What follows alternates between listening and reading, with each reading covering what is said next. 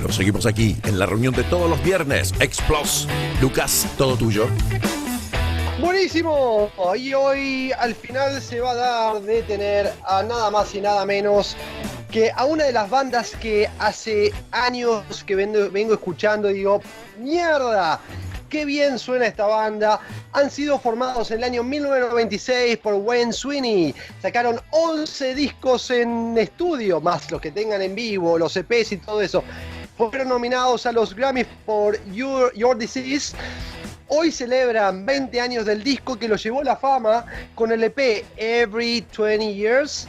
Y tenemos a nada más y nada menos que Bobby Amaru, que ya tiene 10 años con el grupo como vocalista. La banda se completa con Wayne Sweeney en guitarra, Paul Crosby en batería y Brad Stewart en bajo. Y le quiero dedicar esta... Lo voy a decir a él ahora, lo voy a decir en inglés.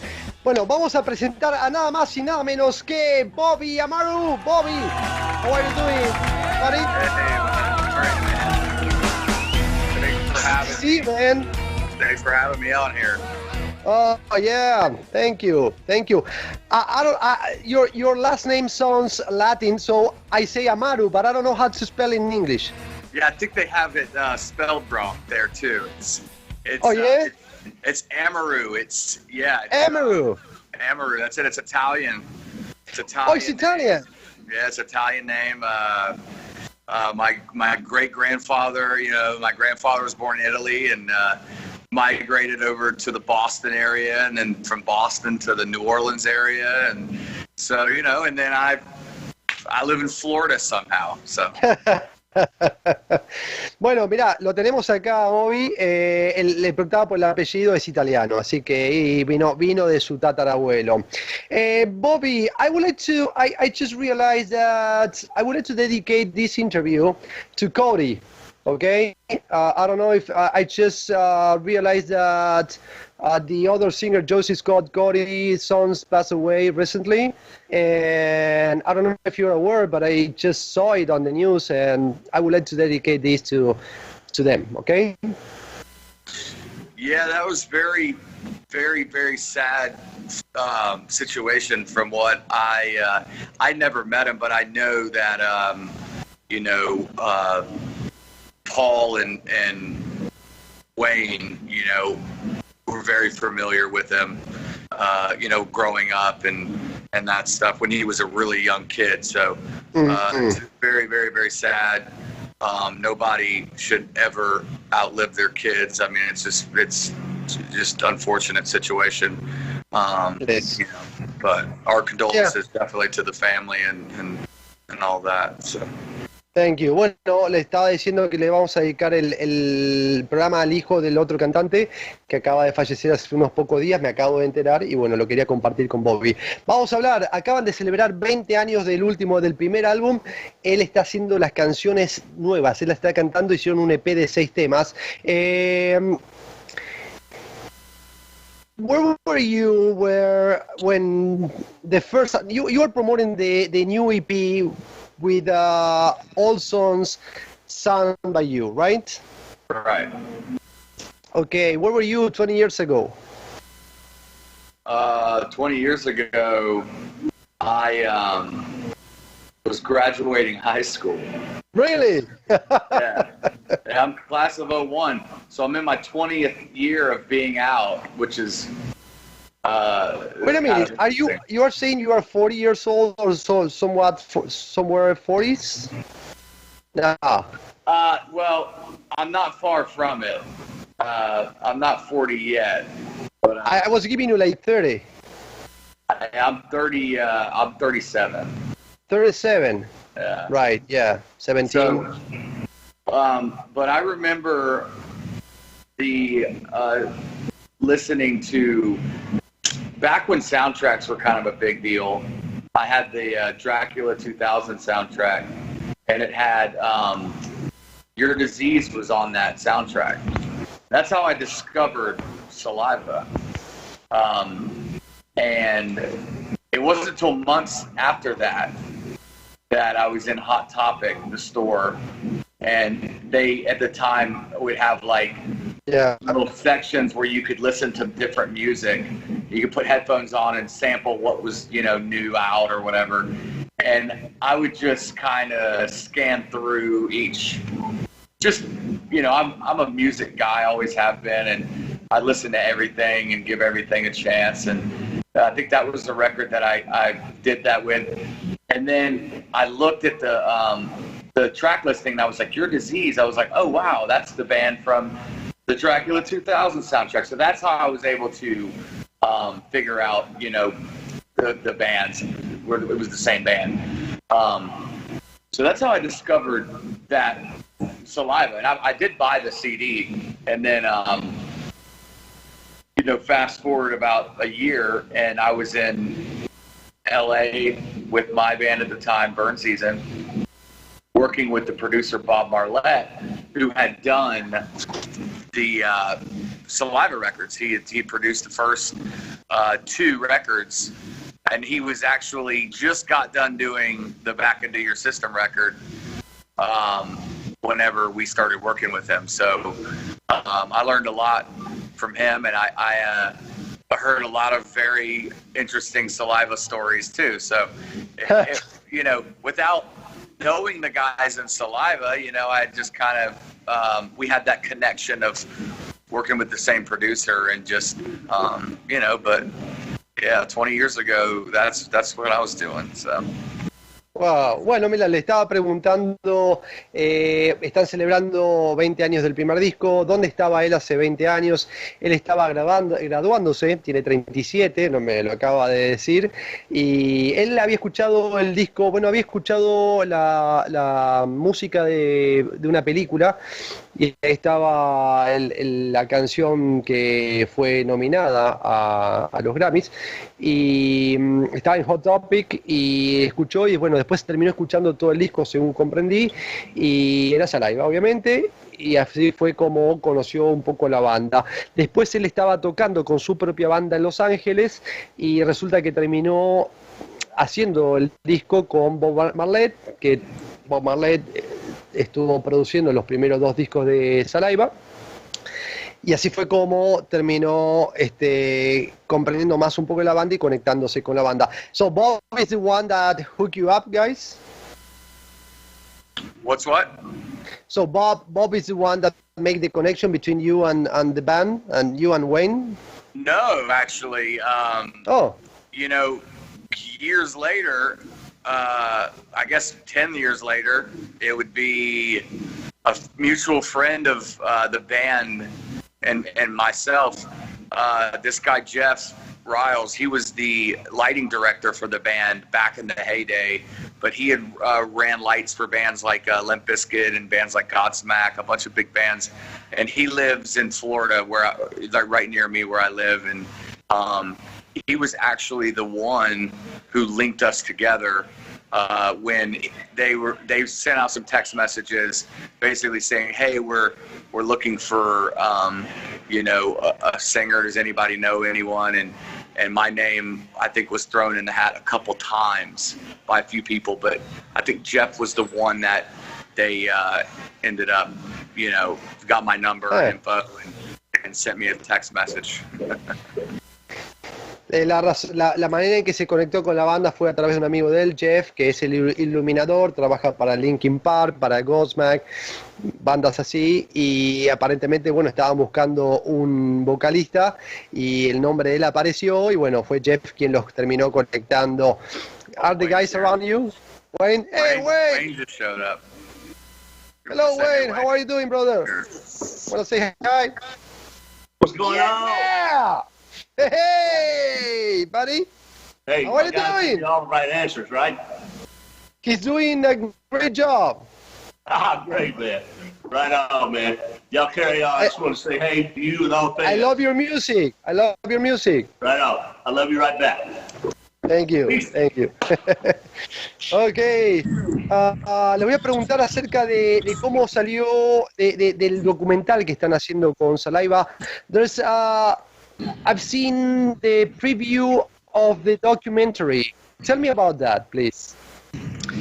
That was just something that the band doesn't really have a whole lot of video content online, so we felt like when we were doing this EP, why don't we do like a 20-minute style documentary to go along with it, to kind of give some backstory, a little backstory on the making of that first record, and also fast forward 10 years into the band and when I joined, and then, you know, where we are, you know, 10 years later from that. So 20 years all in all, and just so people could connect the dots, you know. And I think that was all we were trying to do with the documentary, was just try to put everything that we could about the history in a short window span. So. And how did you get I mean, you say you didn't have too much content. Did you get the content from the fans, or how was that? Oh, no, I just meant the band just doesn't have a whole lot of video content in general. So okay, for us, we were like, let's shoot a video, let's shoot a documentary, let's do some things. I got it. Yeah, we just wanted to be able to you know, just tie in something like that. Not just put out an EP, you know, celebrating the 20th anniversary. Let's also do like a documentary style, so people that aren't familiar with the band or the songs, they have the backstory in with it, you know. Right. So. Le estaba preguntando el documental, lo que estuvieron haciendo es como no tenían demasiado contenido visual, lo que quisieron hacer es una especie de apoyo al nuevo EP, donde agarraron las canciones viejas y las hicieron las volvieron a grabar y darles una especie de conexión entre lo que están haciendo ahora y lo que hicieron 20 años atrás. Eso es lo que están haciendo con el documental. Entonces podés ver un poquito cómo fue aquella época y llevarlo un poquito a lo que se está haciendo ahora. Sé que están de gira, de hecho en este momento le voy a preguntar en qué ciudad está y cómo les está yendo con el tema de la gira. I know you are touring, in what city are you right now? Oh, I'm in Iowa. We're in Iowa. In Iowa? Yeah, middle of nowhere. A place called Keokuk, Iowa. And we are going, we play at 11.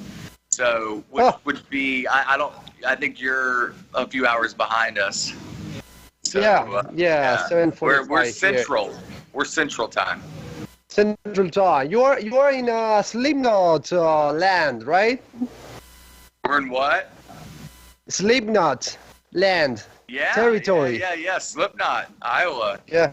Des Moines. They're Des Moines. I don't think any of them live there anymore, though. Yeah. Probably they are here in LA or New York, you know. Malibu. Well, Jim lives in Jacksonville, where I live. Jim lives in Jacksonville, and there's actually a few people from some popular rock bands that live right near me. Robbie from Godsmack, their bass player, he lives 30 minutes from me in St. Augustine. Like, a lot of people live, you know, in Florida. I wasn't going to ask you about Jacksonville, but tell me how's life there? I like it, man. I enjoy Jacksonville. I've been there a long time. And you know, it's pretty hot in the summers, but we don't really get much of a winter. We just kind of, you know, but we enjoy, you know, I got my wife and I got my kids, and, you know, we enjoy it. So. Oh, nice. Bueno, le estaba preguntando un poquito cómo es la ciudad de Jacksonville, que es bastante lindo, es bastante caluroso en verano. Estábamos hablando recién de dónde estaban girando. Están en Iowa en este momento. Le dije el área, el territorio de Slipknot. Y nos pusimos a comentar de que algunos ya no viven ahí. Jeff de Slipknot está viviendo en Jacksonville también, y Robbie de Godsmack vive en Jacksonville, y por eso le pregunté cómo era la vida allá. Le voy a preguntar cómo va la gira después de ahora que empezaron a salir de gira de vuelta. How is going back to live, touring? Tell me how is your experience? People is freaked out. People is excited. People are very excited. That's for sure. Like, I think Crowds are great. People are stoked to see live music again. You know, whether it's us or other bands. I mean, I think it's just a good time for music right now. A good time for rock and roll. A good time for people, like, you know, to get back and release that connection, that energy that they have. You know, whatever's wearing them down in life. You know, they go to a concert and they let it all out, and I think that's what's important about live shows with fans, and why I always felt like the you know, a lot of people started doing like the drive-in stuff for a minute, and then they were doing the you know, the streaming stuff. We did a streaming show. Bubbles. But it's just not the same. It really isn't. You know, there's nothing like having fans right in front of you and a crowd in front of you. You know, the streaming thing that we did, there was literally us in a room and 3 people in front of us, one on camera, one on lighting, and one doing sound. And it was like so awkward. Yeah. And they're like, "Oh, act like there's a crowd in front of you." It's like, that's pretty impossible, dude. You know what I mean? It's like, so it's tell your editing guy, all he has to do is swap the R and the A in my last name, and we're all good. Oh, it's called dyslexia. I don't know in English if it's the same word. Right. Fisu, ¿entendiste? Está la R adelante y la M atrás. Es al revés. Yeah, Sorry, you mentioned the R that. and the M and we're good, man. Yeah. Tenés que dar la M, es Amaru, no Aramu, okay? She's gonna change it. The thing is, I have dyslexia. You know what? Every time that I'm writing something, every time I have to change at least 1 or 2 words. So yeah. Oh, you're good, I'm sorry. man. It's all. No worries. No worries. Yeah. Hopefully, it's not gonna write boobies, you know, because that would be totally nuts, you know.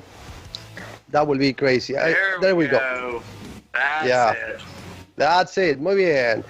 So, le voy a preguntar cuando, bueno, estaba diciendo de que no era lo mismo hacer conciertos streaming, ¿ok?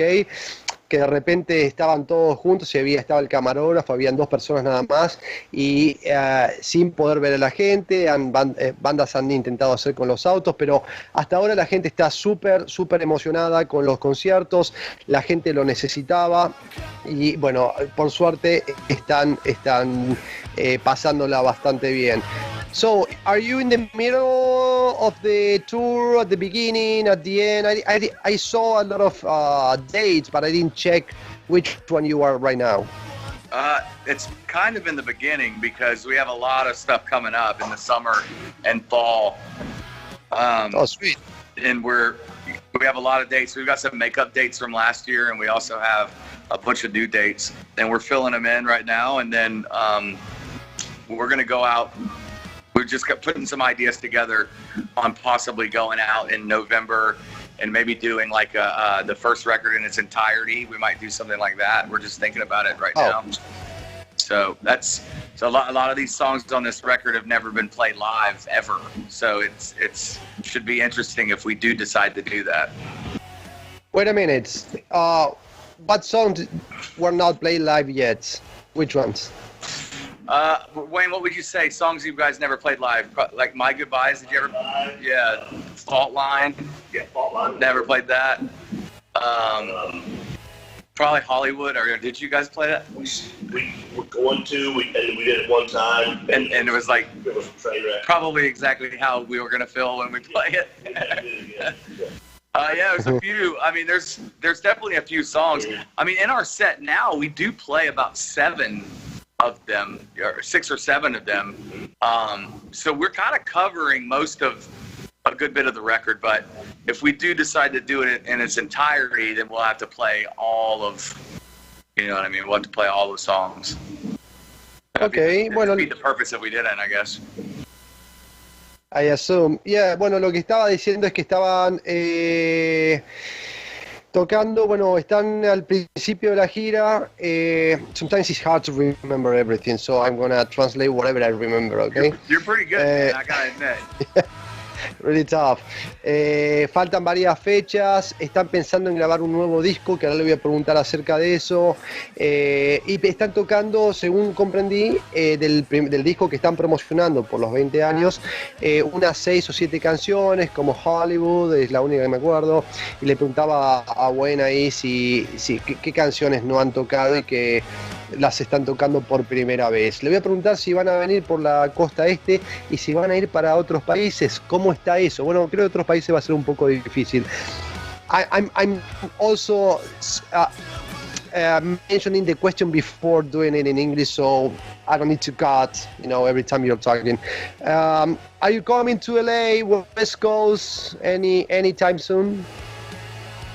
I don't know. I mean, I know you and I kind of briefly spoke about it last night too. I don't know that, as of right now, I don't believe so. I think that could change. They're working on November for when we actually head out west, which would be like, Colorado, Utah, North Dakota, probably a lot of and maybe Portland, like Oregon, some of those spots too, Idaho. Yeah. And if we make it there, I mean, that'd be the idea. I mean, the idea would be to hit Vegas and hit, those spots, but I don't know the exact, details yet because we're still kind of early in the process of that. Bueno, dicen que están trabajando, que están viendo las fechas de noviembre y que tal vez escucharon las ciudades, de repente Dakota, Colorado, Utah, tal vez Las Vegas, no saben todavía, por ahora no hay nada preciso en Los Ángeles. Se la voy a preguntar igual, pero fuera del país no creo. Overseas, nothing yet, right? Playing overseas. We have a whole Europe UK tour booked in February, March. So as of now, like it's still on. I mean, the only thing that I heard that could get pushed was some of the Europe stuff, but UK we would still do, I think. So all that looks to be on at the moment. Okay, only UK confirmed. Well, the Europe stuff's confirmed too, but they just said that hey, there's a chance that the Europe stuff could get pushed, but as of now, I haven't heard anything on that. Bueno, por ahora solo tienen confirmado creo que algo en Inglaterra y que aparentemente podría ser que en Europa las cosas empiecen a funcionar y terminen tocando ahí. Le iba a preguntar cómo conoció la banda, pero lo acaba de decir, y ahora le voy a preguntar cómo fue la primera vez que se trató cara a cara con Wayne. How was the first time you were face to face with Wayne? The first time? Yeah, you have Wayne right here. Wayne, I'm Bobby. Hi. It was, I can remember being the first time meeting the guys was when they came to Jacksonville and we recorded 3 songs together. We just wrote in a room and said, hey, let's just write some stuff and see what happens. And that was cool. But I mean, you could tell these guys were still, when Josie left the band, it was like, what do? We don't really know if this is going to work. But you could tell that they still were hungry. They were looking for some spark. Because I think, the previous few years towards the end of, before Josie departed the band, were just kind of rough times. And, the guys were just very unhappy. I think there was just a lot of unhappiness and people were miserable and, they couldn't find people to work for the band because, the crews are like, we're good, man. Y'all are nuts, and shit like that. I think they were just looking for a spark. So that's the vibe that I got being in the room with them. It was like almost, can you save us kind of a thing. Really?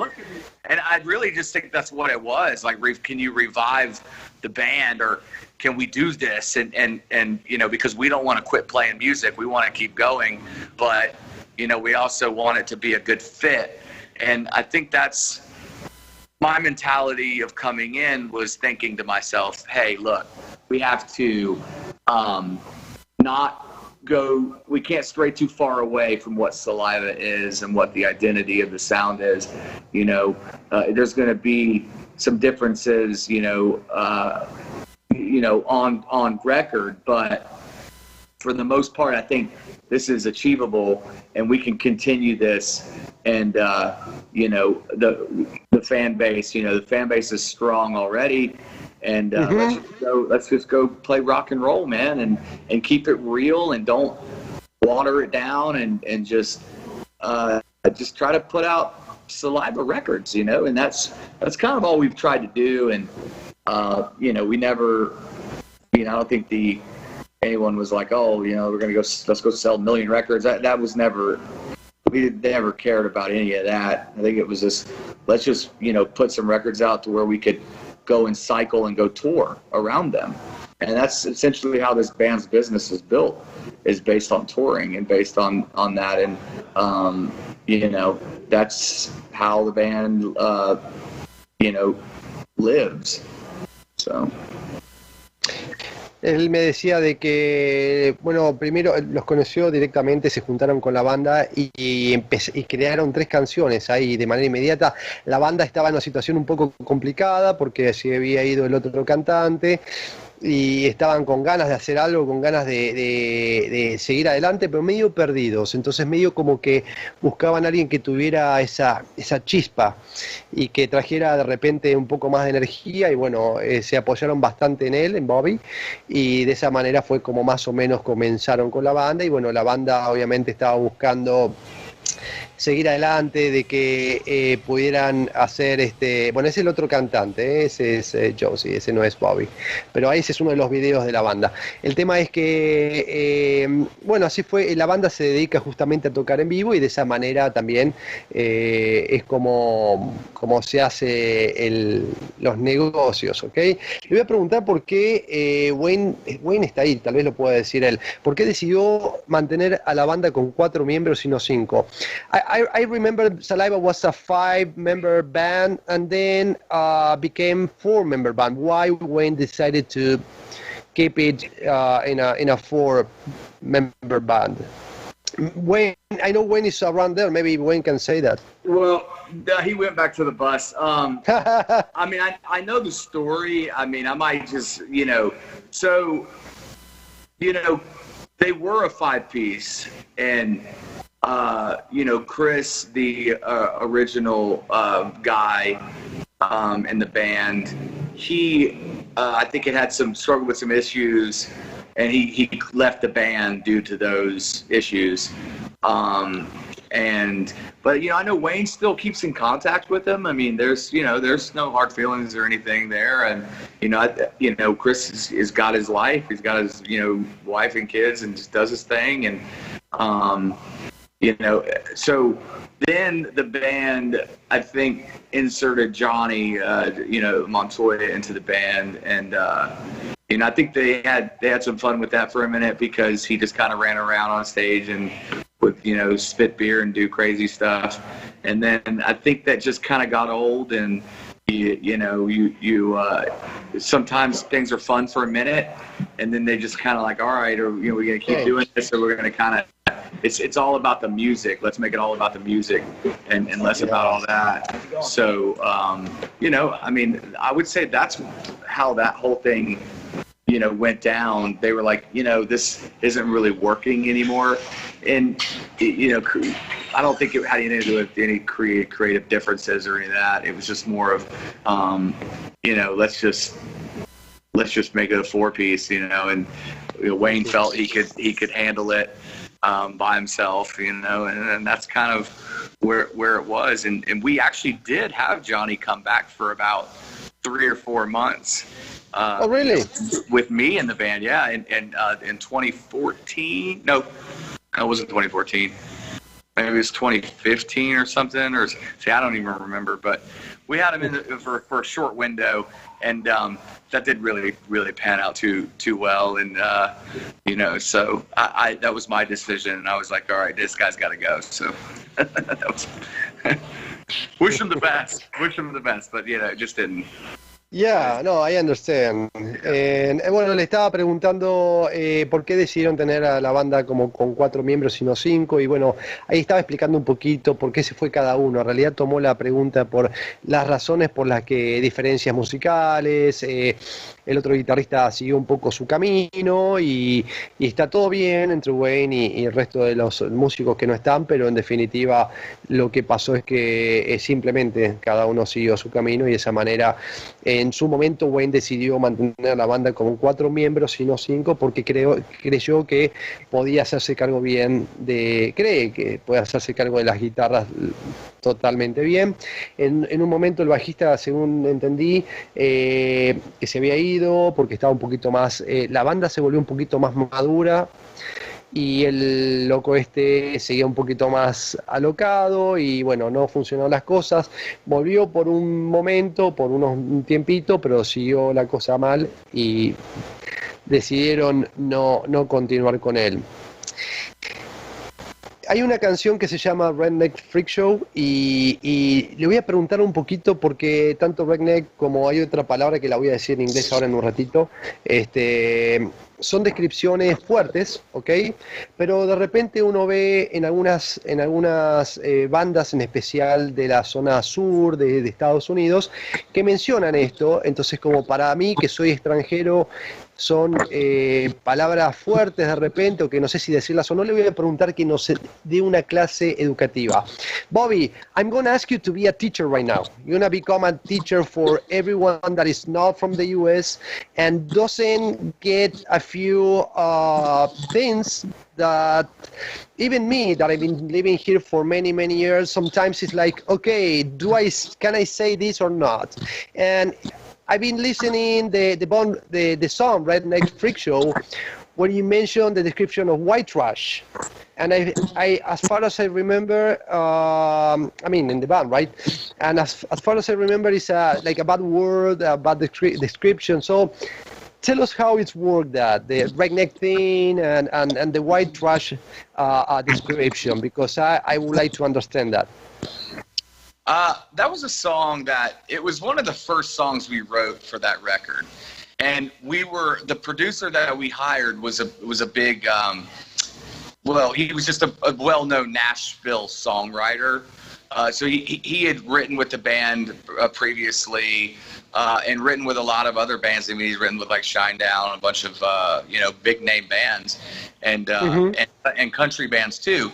And I think that us being in Nashville, like, some of the songs had that Nashville kind of co-write to them, and that was one of those songs that kind of had that thing. And I think it was also a type of a thing, the band, kind of the history, and there's a freak show on, there was just stories on the road. Alone, you'd have to write 10 books. I mean, it's so a lot of the stories and the whole, like, I think it kind of came about. It was like, man, it's like a redneck freak show, and redneck meaning like, the guys they're from Memphis, Tennessee. It was more of just like a slang, nothing really. I would say that tongue in cheek. It's very just. From the songwriter perspective, it's kind of hokey. It wasn't really like something that the band was like, this is what we are. It was more just like, oh, okay. You know what I mean? Like it was more just for people who probably feel like their life is a party, one big party, and that's how we roll in the Redneck Freak Show. That was kind of it. I mean, it's like, how do we write a song for people who like to go ride ATVs in the mud, and go get dirty in the creek and like things like that, who want to drink like cheap beer and like, it's just kind of I mean, that's really how that song came about. It's funny because we found out that Jason Aldean, a big country guy, wanted to cut the song.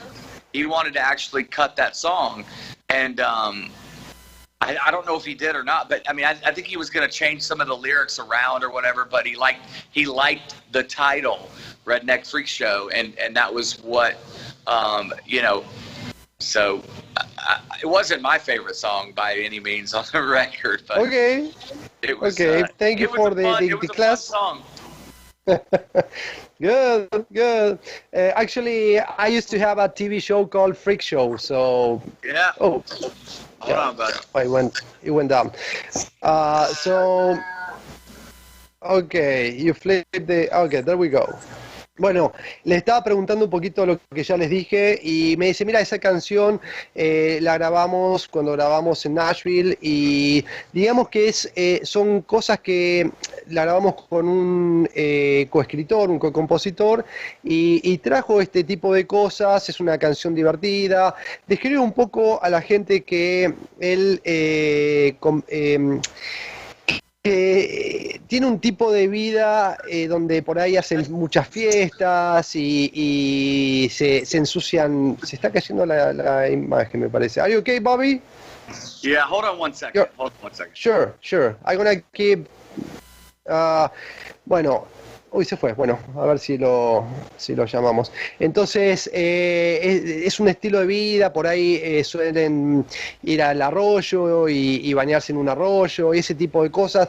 Algo como latinos, por ahí, los que hablamos español y no comprendemos del todo la idiosincrasia de acá. Algunas cosas yo las comprendía, pero quería de alguna manera que alguien que vive en Jacksonville, en esa área del sur, y que por ahí tienen una manera de comprenderlo desde adentro, me pudiera decir. Igual no es su canción favorita, decía Bobby, pero en definitiva es una canción que está como parte de la discografía de Saliva.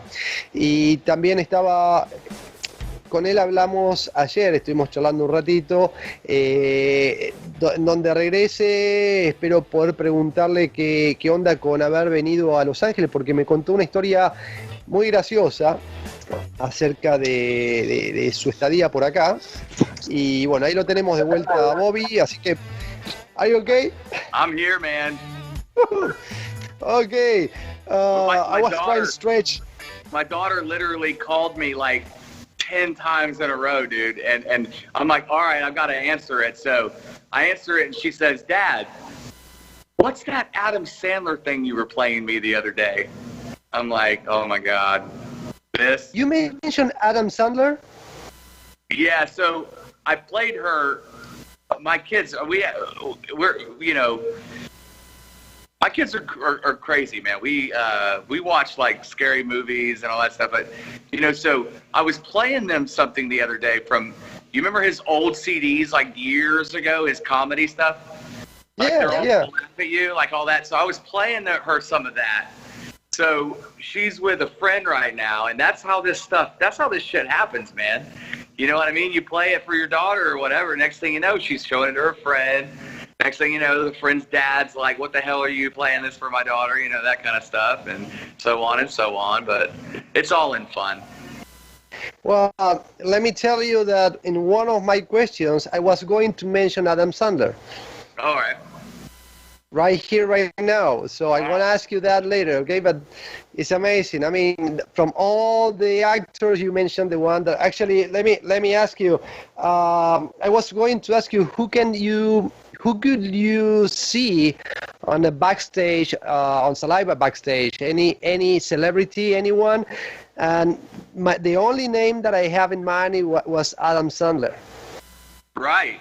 Hey, man, that would not. If Adam Sandler is at your show, then you're doing something right. That's all I got to say. So, yeah, I wouldn't be mad at that one bit. I know he's a big classic rock fan, so. It is. Yeah.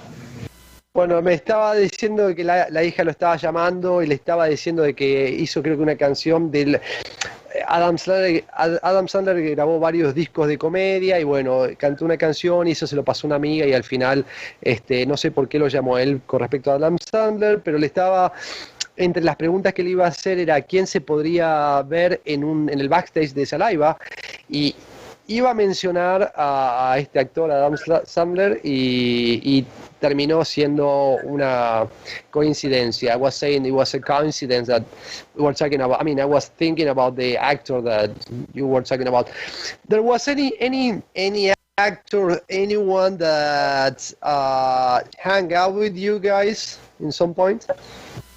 Anyone that openly say, I love Saliva? Yeah, I mean, we've you run into people and, whether they're big musicians or even actors and sometimes wrestlers. Wrestlers are kind of seem to be, fans of the band, which is very cool. And, but, I would say, we're very, very humble, man, and when it comes to that kind of stuff and we like everybody and, anybody that, famous people are people too, man. They're just normal people. So it's like,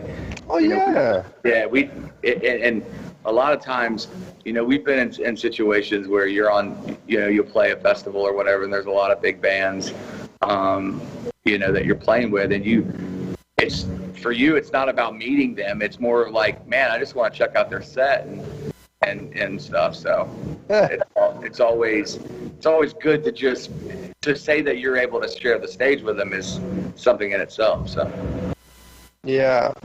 Bueno, le estaba preguntando acerca de lo que dije recién y dice, mira, a veces vienen muchos luchadores libres, ¿ok? Muchos que hacen lucha libre, que se llama wrestling en inglés, y ellos suelen ser bastante abiertos a gustarles nuestra banda, pero también son personas y eso es un poquito parte de lo que vivimos. A veces cuando tocamos con bandas grandes estamos más concentrados en ver el set de la banda que estar ahí de fanáticos. We were talking yesterday about you being in LA and you have a funny story, una historia loca que cuando él estuvo en LA con su banda. I would like to share it with your fans, with everyone. What happened when you came in LA? It was really nuts. Oh, I mean, I've been to LA a lot of times though. So, I mean, every time I'm there, something nuts happens. It's just always, you just never know, you know what I mean? Like I remember one time we were recording at Henson, which was, A&M Studios. Yeah, 2 blocks from here. Right, yeah. And so we were at the light, about to turn left off Sunset. And I'll never forget, there was just a guy, like, it looked like straight out of a horror movie, man. Like, he was just pushing a cart across the street. And he literally had every amount of clothing and cloth on him. And all you could see was his face, right? And he's walking across. The whole time he's looking directly at us. And we're like, 4 18-year-old kids, like, from Florida or whatever, like, just trying to go record a record. And we're like, what the hell is this? Like, the dude's just staring at you the whole time. His head doesn't move as he's crossing the street. Like, and then I want to say my drummer was like, man, I need the drugs that he's on. But no. So there's been that. I mean, we've been chased. I mean, we were leaving Saddle Ranch one night, and there was like I wasn't drinking. I wasn't like actually old enough to drink, but actually our drummer was, and a couple of them had fake IDs and stuff. And so I was the designated driver, and we were leaving the Saddle Ranch one night. We're kind of, in that bumper to bumper traffic on a Friday night or whenever it was on Sunset. Yeah. And then we were trying to get to Laurel Canyon, to get it back to Studio City, because we were staying at the Burbank Oakwoods. And so my drummer was just like being drunk and stupid, and he's like out of the window in the back seat just like yelling like things like, yeah, LA, and like these dudes in a car next to us said something to him, and he said something back to them, and that turned into them like they had guns, man. It was crazy. So I remember hitting the gas, and this is before you're gonna pull a cell phone out and film somebody. There was none of that. Our cell phones were like blocks, you know what I mean? This was 2002, you know. So we're like, I remember I'm booking it, and then there's no navigation or none of that. I knew how to turn left or to turn onto Laurel Canyon or whatever, and then so you take all that through, and they followed us, man, until I don't even remember, maybe when we got down the Barham or wherever we were at, or Ventura, I don't remember the road, but and then they just cut out, and it was pretty scary, man. It's pretty scary, but it was. It's very, very LA though. I mean, you hear that story, you probably heard a million of those stories. So, but for us, it was like, welcome to California. Tell me. Well, yeah. Estaba contando un par de historias. La primera es que estaban por llegar al Henson Studios, que está acá a un par de cuadras, y cuando van a doblar a la izquierda para meterse, había un tipo lleno de ropa, vestido con cualquier cantidad de ropas, y solo se veía la cara. Y a medida que iban pasando, el tipo los miraba fijos, pero no se movía, y seguía mirando fijo. No entendí bien cómo es que seguía mirando fijo, pero no se movía. Pero bueno, el tema es que parecía una película de terror. Esa es una historia que no me la contó ayer. La otra es que estaban en el Saddle Ranch, que habré ido un par de veces, y el baterista de él, perdona, todo esto con el loco el baterista dice, uy, yo quiero de esa droga. Y después con el Saddle Ranch estaban, el baterista estaba súper loco, gritando, ley, viva ley, qué sé yo, y había otro auto al lado, y le dicen algo, y él les dice algo a estos del auto, y estaban armados, y los empezaron a seguir, y en ese momento no había celular como ahora, que podés estar filmando y ver, y como grabar todo y documentarlo, y se metieron en una estación de servicio, pero igual los seguían, y lo siguieron, tenían que volver a Burbank, tenían que pasar por Studio City, por la Laurel Canyon, y el tema es que lo siguieron un montón hasta que de repente se fueron, pero se cagaron en las patas, y esa fue la manera de decirles bienvenidos a Los Ángeles. Y hay varias de esas historias por ahí, no solo con Bobby. Le voy a preguntar de cómo se está manejando ahora con lo que pasó con Dave Ellefson, del escándalo sexual. ¿Cómo se está manejando en el tema con las fanáticas y todo este rollo? I want to ask you, since what happened with Dave Ellefson recently, how do you deal? I know you said you have a wife and family, but you were in a band for a long time enough, and probably you party or not, but how you have to protect yourself from someone that might want to take advantage of your popularity, by saying, hey, yeah, this guy did something to me, how you deal with that? Just man, I just try to treat people cool with respect and just walk a straight line, and I mean, none of us are perfect. I mean, we all make mistakes and stuff, but you just try to learn from them. I got sober 2.5 years ago, so I don't drink anymore, and I just try to just stay humble and know who you're associating with and who you're hanging with, and I keep a very low profile, man. I don't really. But it's something you talk with the guys, say, hey guys, you know what? Shit, this happened, and back then with the Cruise or I don't know, Twisted Sister or any band, they were partying all over the time, and things were differently.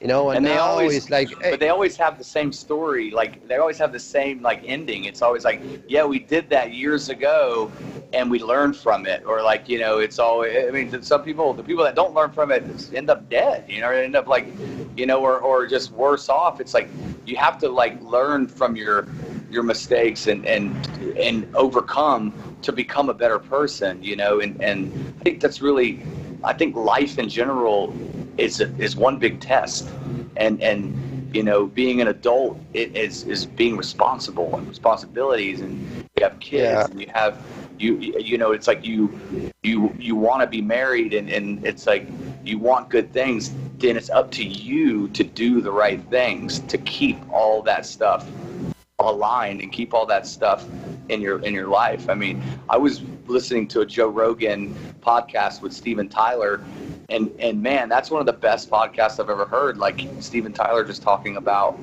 I mean, think about it, that's 50 years of being in a band, Aerosmith, and that whole thing, and all the drugs, and then getting sober, and then relapsing, and then getting divorced because of it, and losing your family, and then your kids don't talk to you, and all that stuff. And like, listen to him talk about it. He's like, man, I had to kick that shit. I had to get off drugs for good because I was tired of losing my family. I was tired of my kids not talking to me. Shit like that. It's like, I think that, I mean, that's something to be, taken from him, who's actually seen it all and been through it all, and, has many years on me or us or that in this industry. And I think it's like, but not a lot of people have the willpower to overcome their addictions and stuff like that. I'm not saying it's easy, because it wasn't easy for me to just quit drinking, without going on a trip to Mexico with my wife or going wherever and not wanting a margarita or a Corona. I mean, it's pretty hard, but I know that when I open that up and I drink that margarita or that Corona, I want more of them, and not just one. And then that turns into just doing the same shit that I was doing, and it like, I just wasn't happy with myself, and were you in rehab, or you just quit? No, I quit, man, cold turkey. I just quit. I just said, I just don't want to drink anymore. And it was rough. The first few months are pretty rough. I mean, because your body's going through changes and adjusting, and your body's trying to latch onto that sugar. So next thing you know, you turn into like, you're eating the fucking M&Ms and eating fucking cake and shit that you wouldn't normally do. You know what I mean? So I'm like, shit, man, why do I want cake so bad? But it's cake or it's Crown Royal. I mean, so I kind of had to make that choice, and it's a everyday battle, when you think about it, for anybody who's trying to get clean.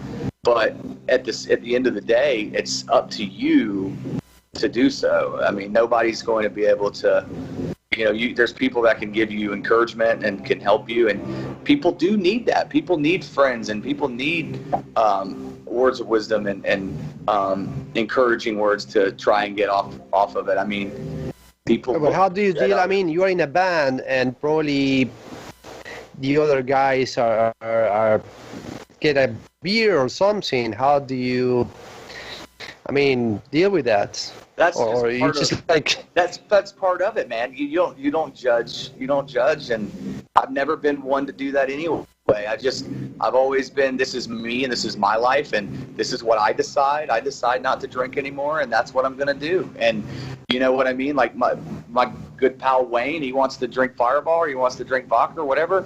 Dude, I love him the same. It's no different, I mean, you see me. I mean, our hospitality, our rider. I mean, it still has a bottle of tequila, a bottle of vodka, all of that stuff on it. And I'm pouring drinks for people, but it doesn't mean that I don't do it because I don't. I know I don't want to open that door again. Well, I'm proud of you. Thank you. I know I have some issues in the past, and overcome, our own shit is not easy, and I congratulate you because it's something that I understand. I mean, I didn't have issue with the drinking, but I have other issues, and I know it's tough. It's tough. You think about this. I always say this. It's like I think about a lot of the bad things that I may have done or said to people that it was from drinking, and when I immediately remove drinking from the situation, I don't say those things and I don't act like that because that's not who I am. And a lot of times when people are people say things they don't mean when they're drinking or whatever. That's why relationships end so badly because of it. Or, imagine two people that are, doing the same shit. You know, you get a woman on tequila and you get a guy on whiskey, and then they get in the room together. It's just, shit's gonna happen, man. It just doesn't. It's just the way it is, and it's definitely. I knew that for me, I'm not a violent person. I'm not a violent. I wasn't a violent drunk or anything like that. But I could definitely say things to people that I normally wouldn't do or say, and, you know, being sober. And words hurt more than, you know, you would imagine. You know, like I'd have a tour manager the next day tell me, do you remember what you said to me last night? And I would say, no, what did I say?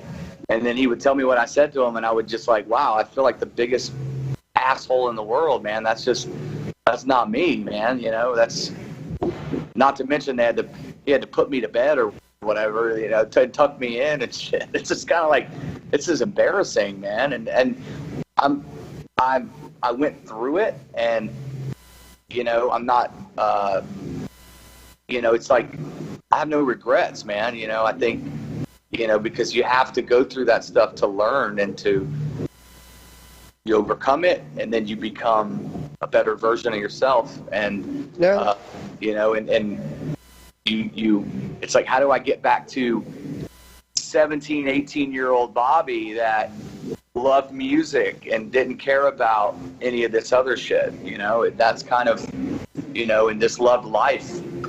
That's it. What will you tell that Bobby, 17 years old Bobby, now? That you know, there's no, the grass isn't greener on the other side. I mean, for sure.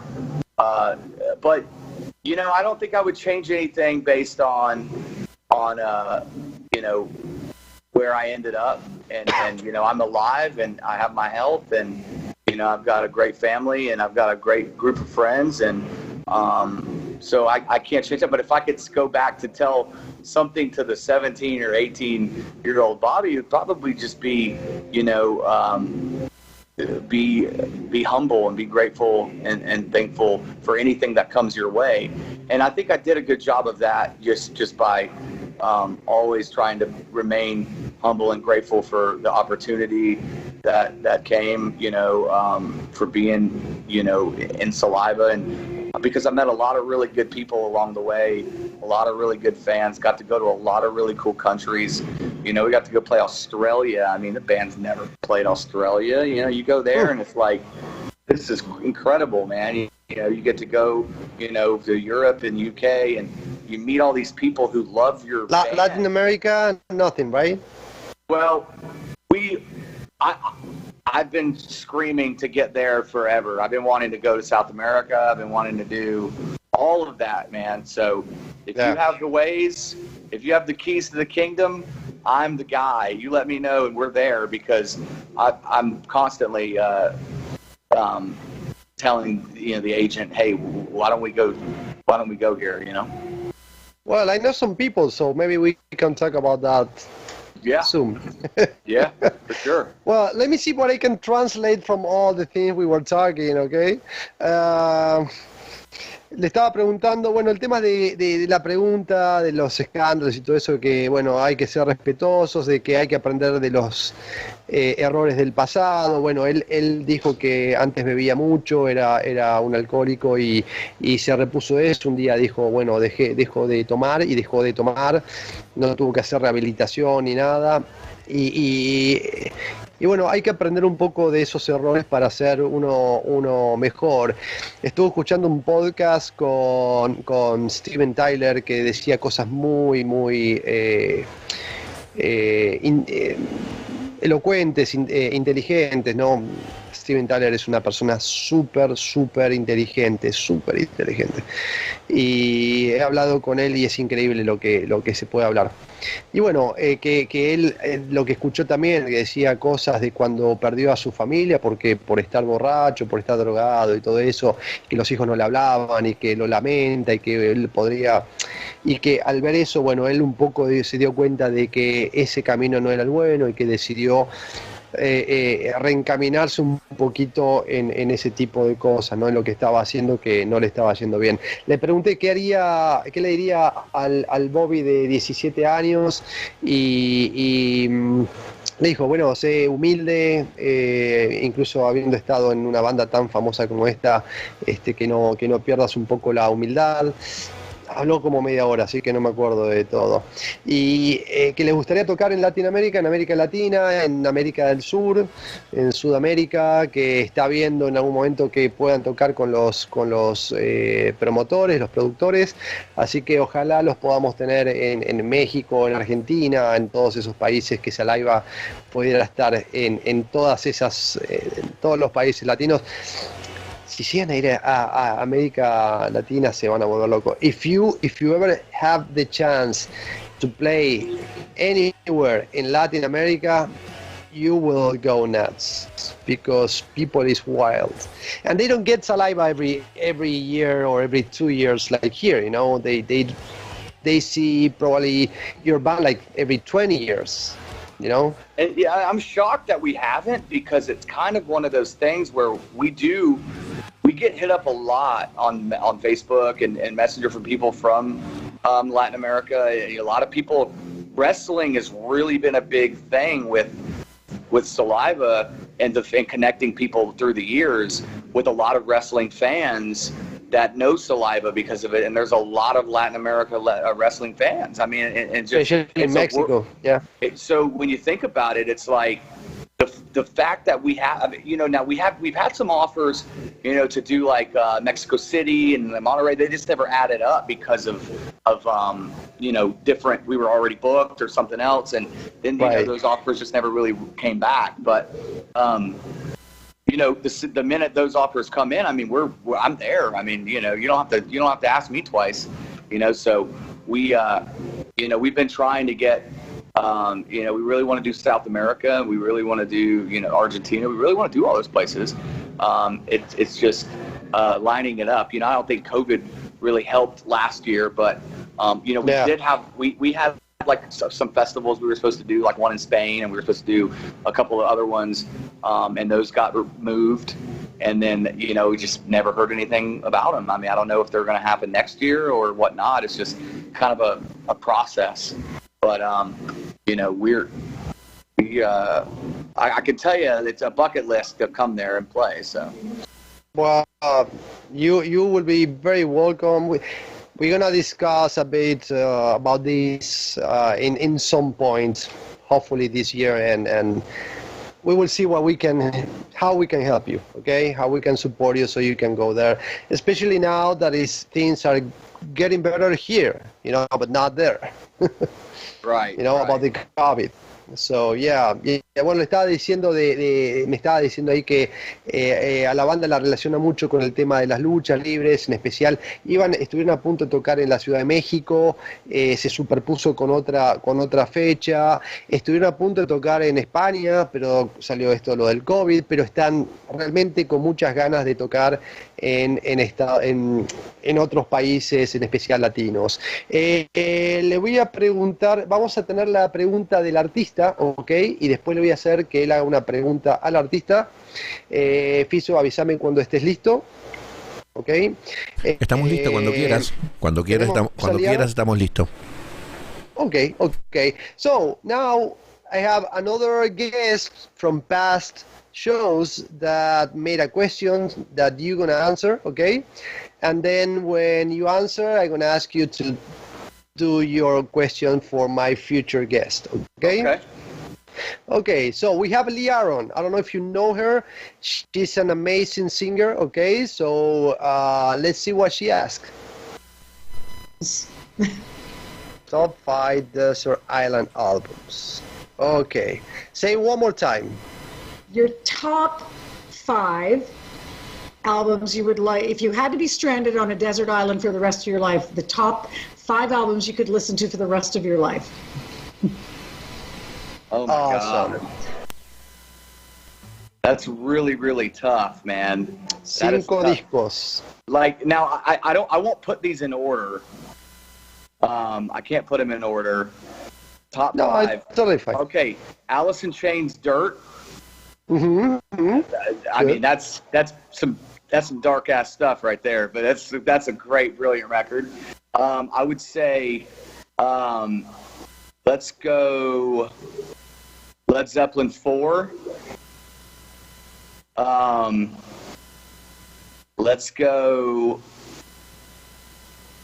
This is gonna be a curveball.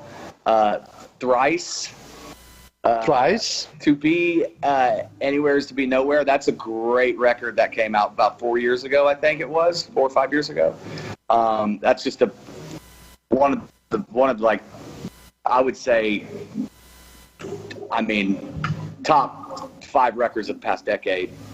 And then I mean, and this is me on the desert island, so I gotta go. Yeah, 2 left. 2 left.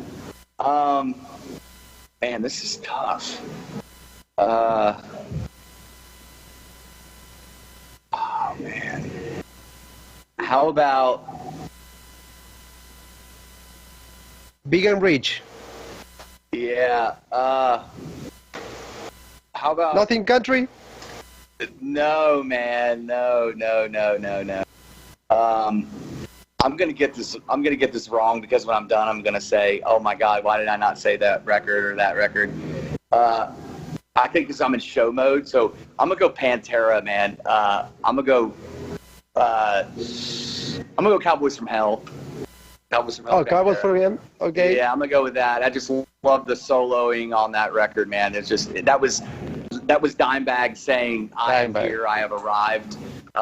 It's such an amazing record. So I've got one more. I'm going to go with a band out of the UK called Stereophonics.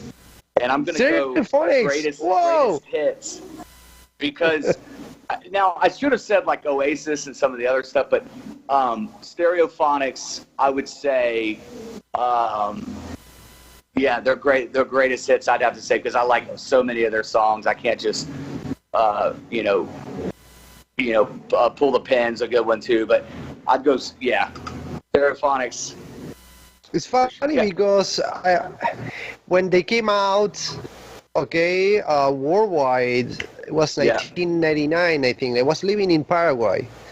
Yeah. And I remember promoting their most famous album, probably. I don't remember exactly the names and anything, but it was 22 years ago. So, yeah, I didn't see that coming up. And, escucharon los discos más o menos, Alice in Chains, Zeppelin, Pantera, Stereophonics, y me falta el otro que ahora me lo olvidé. The four, I mean, I mentioned 4 or 5. So, because I don't remember the other one, okay? Thrice. And, Thrice, yeah. Now it's your turn, okay? Nowhere. That's a great record. Hey, and seriously, you should get that record and listen to it, man. You would be so impressed with the songwriting and just the vibe of that record. Okay, I know I have something from Thrice. I gotta check because I have thousands of CDs. So. But I will double check because now you are mentioning it. I'm curious, It's this specific record though, because some of their older stuff, they kind of did that scene thing, or it was like a kind of little hardcore elements, poppy punk stuff. But this record was like they evolved and matured, and just the songwriting it's just outstanding, man. How great that record was. Right. Now it's your turn, man. That dude's an awesome. He's just a great songwriter. Okay. So now it's your turn. What will you ask my next guest? Okay. So vamos a ampliar la pantalla para que él haga la pregunta. I'm just gonna go simple. Like, do I know who I'm asking this to or no? No. Okay. Sorry. Where do you see yourself 10 years from now? Awesome. ¿Dónde te vas a ver en 10 años ahora? What about you? Me? Yeah. Just I want to be proud dad, just and 10 years, and hopefully, you know, the business that I'm helping, you know, with my wife, we have a IV hydration vitamin drip bar business that we're working on called the Drip Bar, and it's opens this month or June 22nd in Florida. It's a franchise, and I got a bunch of them around, but you know, I just hope to be in 10 years playing music, helping people. Sweet. And just being, you know, being a positive dad, man, you know, just that's it. Well, promise me if you ever come to LA, we're gonna hang out and drink a coffee. Dude, if we come to Vegas, you could drive to Vegas and hang out with us. I promise that. Yeah. Totally. Yeah. I will contact, if I ever see that you're coming over this way, I will contact you, and hopefully we're gonna. You've got my number, meet man. in person. So I got your number. I know. So text me or whatever, and then we'll just we'll let's definitely link up. Well, I love your music. I would like to brag that I have some of Saliva music here. Okay, I didn't have the newest album because sadly Maria, you know, didn't get physical copies. Vinyl's on like a 3-month wait, so we're just doing it vinyl, and we're releasing cassettes. So they're all being pressed, but it's just taking a little longer. So it's coming on CD too, or just vinyl? It'll be on CD too, yeah. Oh, okay. So not yet. Not yet. It's coming. Okay. Well, when it's coming out, I will contact you. If you can send me a copy signed, that will be awesome. All right, bud. You got it. Awesome. Is Wayne over there? Wayne actually is. Because the last thing that I would like to ask you is a TV spot. Okay, you're watching Next Level, but if Wayne is around you, maybe you can do it together. Hey, Wayne, can you do this TV spot? Can you come and do this TV spot real quick? Basically, hey, it's Wayne and Bobby from that one band, and you're watching the coolest network. Next Level. Next Level. I know. I got you. Next Level. Next Level. X TV. X Level. X Level. X Level. Is it TV or just X Level? You can say TV, yeah. And what's your name? You're Lucas, right? Yeah. All right, Wayne. This is for X Level. X level? X Level. Yeah. Okay. For some reason. All right, what do we need to say? Damn, how are we going to get in here? Oh, shit. Hold on. There it is. I'm kind of in the background. It's like backwards, dude. It's like, yes, it is. It's tripping me out. All right. Kind of like cutting your hair in the mirror. Ready? All right. There we go. Hey, what's up? This is Bobby. And Wayne. You're watching X Level with our boy Lucas. We were in the Saliva too, I meant to tell you. Yeah, we're also that. Awesome, guys. Thank you, Wayne. Thank you, dude. Okay, Bobby. Thank you, brother. I love you guys. You're here. Okay. He's got like every single CD, bro. Yeah. Right on, man. Dude, Thank you, man. I love your music. Thank you for supporting us, man. We appreciate it. Always. Right on, man. Okay, guys. Thank you. All right, Bobby. man. Thank you for all the conversation. It was amazing. Thank you. All right, Gracias. buddy. See ya. Man. Okay. Take care, guys. Take care, Bobby.